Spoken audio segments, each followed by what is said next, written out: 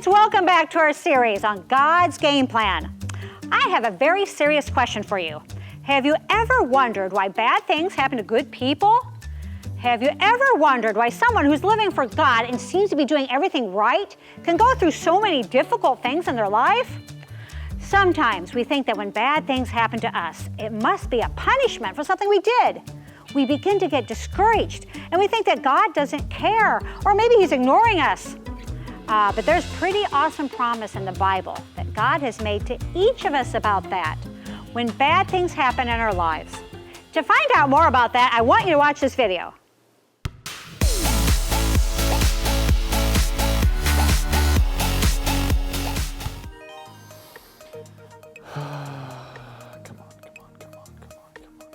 Oh, hey, you're just in time. I'm waiting on a phone call from my coach. We had makeup tryouts yesterday, and I feel like I did pretty good. After all, you have an excellent trainer, if I do say so myself. Yeah, Tony, I was just about to say that. I have an excellent trainer. And you're following God's game plan for your life.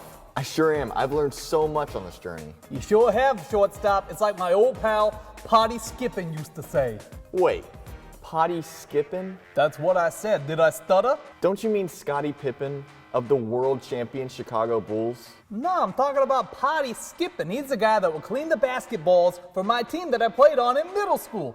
Anyway, it's like Potty used to say, you can't trust a porcupine to weave his own basket. And what exactly was that supposed to mean? I have no idea, but I always thought it sounded funny. Forget about it. Gladly. Uh-oh. Oh, it's the coach. What am I supposed to do? You answer the phone. Hello? Oh, yeah. Hello? Oh, hey, coach. Yeah? You're kidding. Yeah, I understand. Okay, bye. Well, don't just stand there. What did he say? Well, he said that there was a major mix-up with the video. You see, the coach recorded a video to show all the assistant coaches to show them our skills and evaluate us to see if we were ready to make the team.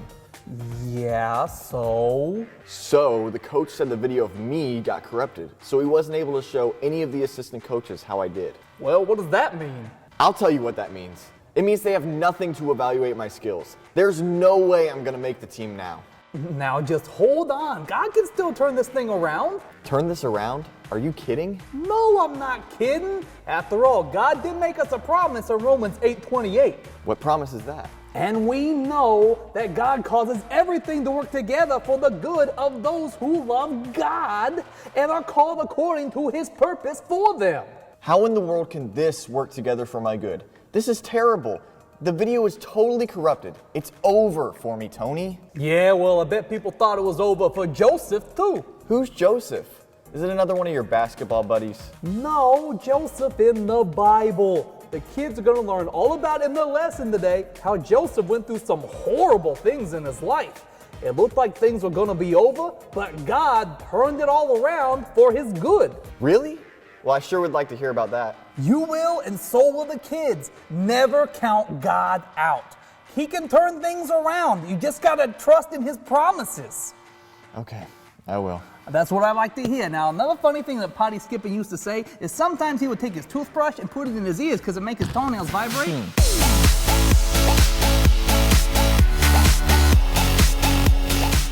It's easy to get discouraged when things are not going our way. But we have to remember that God is able to take our bad situations and turn them around for our good. That is exactly what you're going to learn all about in your lesson today. But right now, I want you to hear from our friend, Callie from the Valley, and she's going to teach you what you got to know. You know I gotta tell you what you gotta know. Tell you what you gotta know. You know I gotta tell you what you gotta know. Tell you what you gotta know. Hey kids, it's me, Callie from the Valley, and I'm here to tell you what you gotta know. Today, we're talking about how God can turn grody situations into good ones.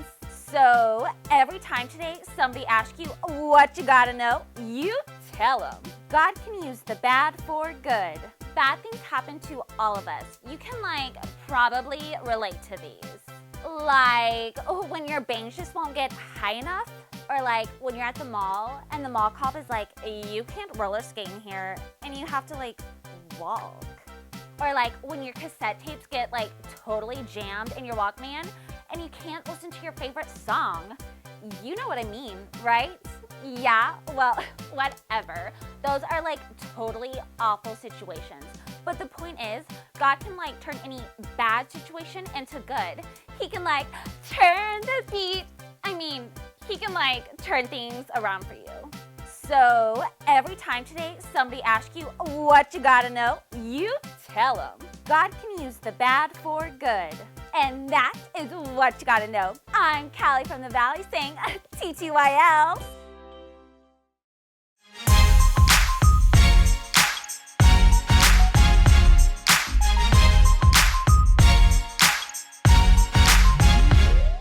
All right, Miss Rochelle, let me have it. Come on, I'm lazy. I'm going nowhere. Hello, Megan, you sweat. What's wrong? This is not the gal we all know and love. I'm bad, rotten, useless. Oh, no. First of all, you're none of those things. And second, what is wrong? Well, my alarm didn't go off. I missed teaching my 4 a.m. workout class.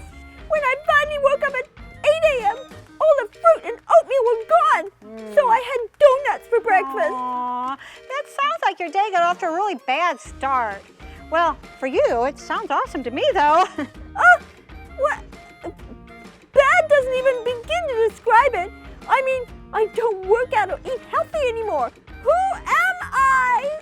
No one can help me now. I'm a lost cause, a bad apple. Oh, just look at you. You're thinking about fruit. Now listen, we all have bad moments. You need to listen to today's lesson about how God can turn it around. I'm listening. Okay? You know, bad things happen to everyone, but God is in control, and He can use those bad things for your good. Well, like when my friend Melissa accidentally spilled chocolate into her milk and created the best tasting brown milk I ever had, like ever. You think your friend created chocolate milk? Yeah. Okay, well, never mind. That doesn't matter. What does matter is you let this bad stuff getting you down, because you know, God can turn it around. I think I see what you mean. Those last 7 donuts have given me some super energy that I can use to my benefit in training for my match next Tuesday. Well, be careful there, Megan. I know from experience, donut energy doesn't last very long. So you may want to eat like some fruit and nuts instead. Whoa, you aren't wrong. So, you gonna listen to today's lesson? Definitely. I think the sugar spike and crash have caused me to see and hear everything in slow motion. That's not a side effect from a person eating donuts that I know of. Well, would it make a difference if I told you I ate 1 dozen glazed donuts? 1 dozen, that's 12 donuts. And 1 dozen chocolate. Oh, my tummy hurts. Megan, you had 24 donuts? That's way too many for one person. This is really bad. Oh, you're very right. I gotta go. Bye. I hope you feel better, Megan. Me too. Okay, kids, let this be a lesson to you. Never eat more than, say, 2 donuts at a time. Definitely never 24. Never. What was Megan thinking? Today's Bible story is about a guy who definitely had a tough life. His name was Joseph. Joseph was the favorite son of his father Jacob, and Joseph's brothers did not appreciate it. Joseph's brothers were so angry at him that they ended up selling him as a slave to some passing traders. I'm sure you remember the story. Joseph went through a lot over the next few years. He ended up being accused of something he didn't do, then spent some time in prison. You can read Joseph's life story for yourself in Genesis chapter 37 through 47. God used Joseph in a powerful way, and he ended up being placed as second in command of the entire country of Egypt. Joseph ended up reconnecting with his brothers and father much later, and they came to live in Egypt with him. Eventually, their father died, After he was buried, Joseph's brothers began to get worried. They were convinced that Joseph was still mad at them for everything they had done to him when he was young.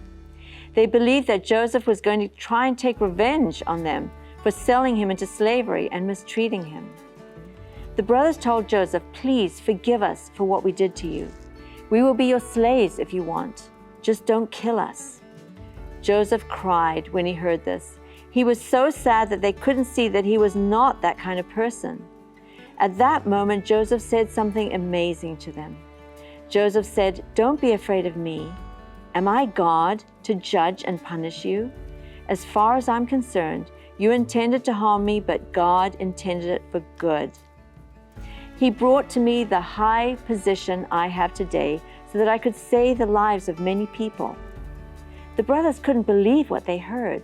Not only did Joseph not want to harm them, but Joseph believed that God actually allowed all of those bad things to happen in his life so that God could use them to bring about good things for Joseph and his family.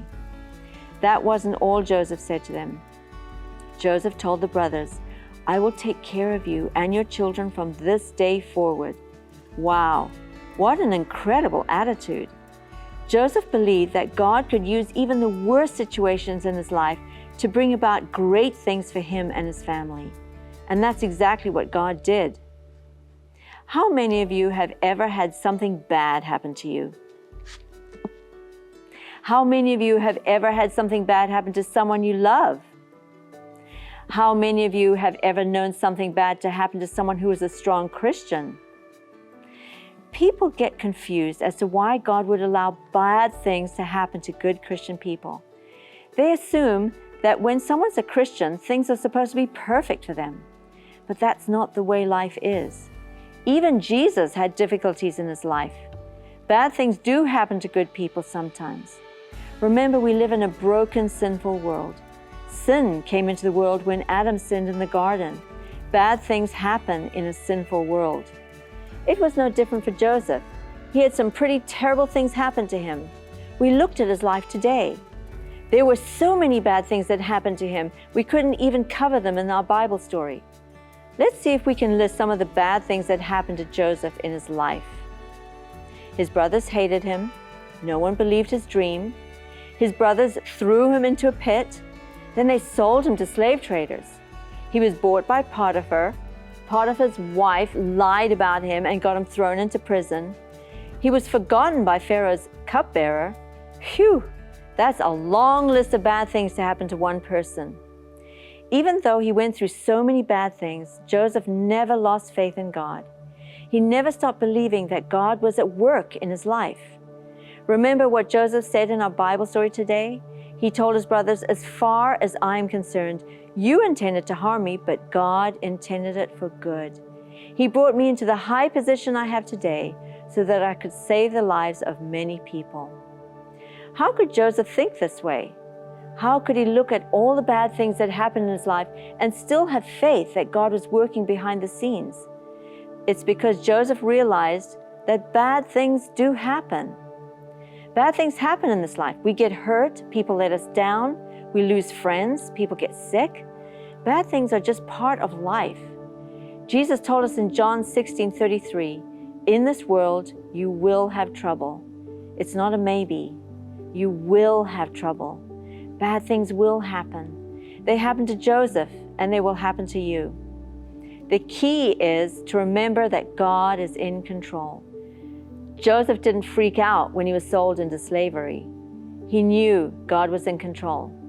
Joseph didn't go crazy when he was put into prison for something he didn't do. He knew God was in control.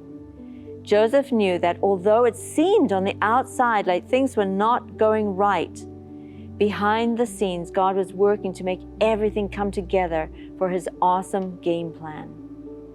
If Joseph had never been sold into slavery and thrown into prison, he never would have been able to interpret the dream for Pharaoh and become the ruler of the land. Never forget, God can take the bad and use it for good. God has a way of taking the bad things that others meant for evil and making them work for the good of those that love him. That's what our power verse says today. And we know that God causes everything to work together for the good of those who are called according to His purpose for them. Romans 8:28. That's what we need to remember. When someone close to you gets sick, believe that God can use bad things to bring about something good. When one of your parents loses their job, believe that God can use bad things to bring about something good. He may even have a better job waiting for them. God can use the bad for good. You might be wondering, would God really let something bad happen to someone just so His plan could be accomplished? Would God do that? In fact, He would. How do I know? Because He did it with His Son, Jesus. God allowed Jesus to be beaten and nailed to the cross so that His plan of salvation could be brought about for you and for me. God can take what seems bad and use it to bring about something amazing and good. We have to remember that He is in control and trust Him no matter what. Let's play a game to find out how much you remember from today's lesson. For every question you get right, give yourself a score of 100 points. 1,000 points is a perfect score. Here we go.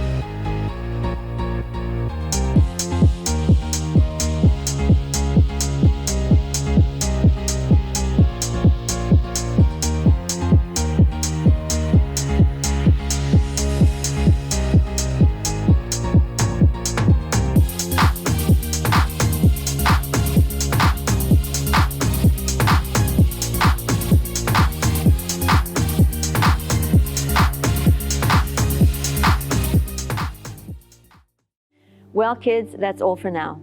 May God bless you and keep you. May the Lord shine His face upon you and be gracious unto you. May the Lord look upon you and give you peace. Amen. Sing along with a song that we sing in Adventure Zone about how great God is. Bye for now. See you next week. My God is so big and so strong and so mighty. There's nothing my God cannot do.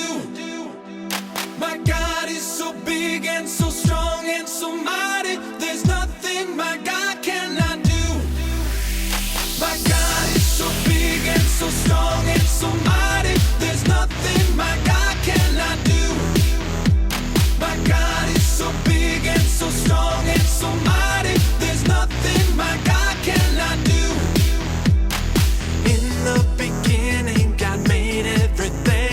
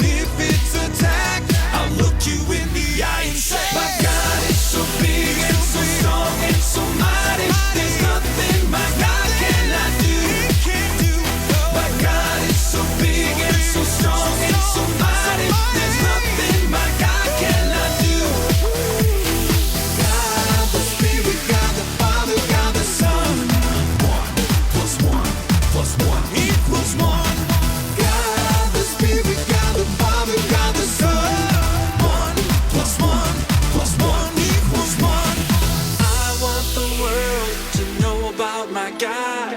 I wanna live so the whole world can see that my heart has changed, I'm forgiven and new. If people need proof, may they see it in me. Let's look the world in the eye. Let's look them in